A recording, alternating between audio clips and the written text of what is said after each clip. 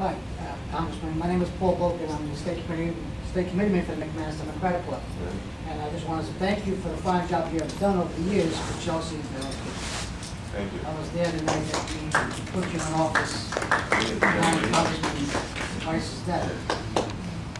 We all, across the whole country, Americans, we're feeling the crunch of the energy crisis and what it's doing to the price of food and how it's wrecking the economy. Now we hear that the oil companies are pulling down record profits in the billions. I mean, I'm going to date myself a little bit here. I remember when Nixon talked about a windfall profits tax many years ago when we hit the first and second embargoes in the 70s, 73 and 79. Has Congress considered a windfall profits tax? Well, we've tried to consider it. I've co-sponsored legislation. The main sponsor is Bart Stupak of Michigan, who's a very fine congressman, a member of the Energy and Commerce Committee. And it's been the Democratic, I think we passed it in the House, frankly, last year. Of course, it's not going to get anywhere with we have a basic problem. You said this. We got two problems. One, the president's not going to sign it. And we have a basic problem with the United States Senate. Let me get this off my chest. We have supposedly a Democratic Senate. Not really. We have 51 Democrats in the Senate if you count Joe Lieberman. Now, on domestic issues, you can count Joe Lieberman.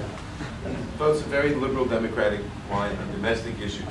On foreign policy issues, you cannot count Joe Lieberman, to put it mildly. But on domestic issues, you can. So we have 51 votes in the Senate on a windfall profit, on this.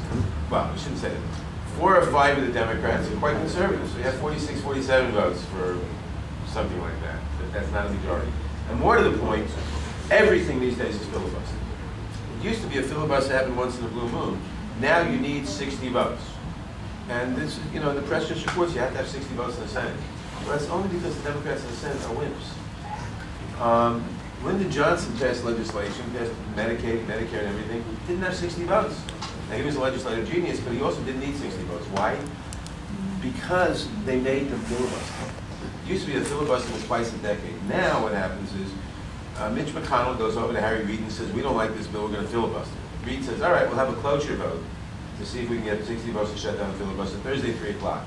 You don't get 60 votes Thursday, 3 o'clock, and we get 57 votes, the bill is dead. Nonsense. What they should do, and what some of us have urged them to do, is make them filibuster. Make them really filibuster. Say, fine, you want to filibuster, Mitch? Fine. Go ahead. We'll have the Senate in session 24 hours, 7 days a week, bring in the cots, and you can filibuster as long as you can go. And we will rivet the country's attention on the fact that you are holding up progress on everything. Everything. You want funds for the troops in Iraq? Can't get to it because you're filibustering the, whatever it is you're filibustering. You want anything else? Can't get to it, you're filibustering it. And rivet the country's attention on the merits of the particular bill. They're filibustering because they don't want to allow a vote on whatever it is that they don't want to allow a vote on. And it's more important than everything else. And how often do they do that? Once a year? Twice a year? Without becoming seen as total obstructionists? It becomes politically impossible. You have to face that, and then you can pass bills with 51 votes again. Right now, it's almost impossible. I think if we got another 4 or 5 Democratic senators, they would do that. I wish they'd have the nerve to do it now, but certainly next year, God willing, you'll have another 4 or 5 Democratic senators. They'll break I hope you break the filibuster and get a Democratic president. We can get a lot of things done. The windfall profits tax is actually something really done because they're making money hand over fist beyond anything. And they're producing less. Yeah. Well, it's not that they're producing less because it's what produced abroad most of the time. They are going to produce less because the easy oil is not in the United States anymore. I mean, one of the basic problems is we're getting very close, if we haven't reached the point of maximum production, becoming harder and harder to find new oil fields. And at the same time, you've got and this is a good thing, you've got a huge number of people in China, India, and some other countries that are coming out of abject poverty, and they want to start living decently, and that takes energy. So they're now competing for energy. What are we going to say? We have the right to live decently, and a billion people in China don't, half a billion people in India don't use energy?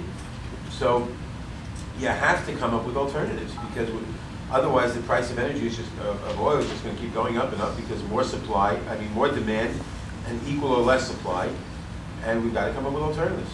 And we can if we devote the resources to it, which the Republicans don't want to do. Wouldn't you basically be giving them the money that is their windfall profits? We've been giving them billions of dollars. Well, we've been giving the billions of dollars, and our billions of dollars go to the Saudis. We borrow money from the Chinese to give to the Saudis, and some of it sticks to the fingers of the oil companies on the way over to the Saudis. Okay, it's time to move on to our next candidate. Thank you.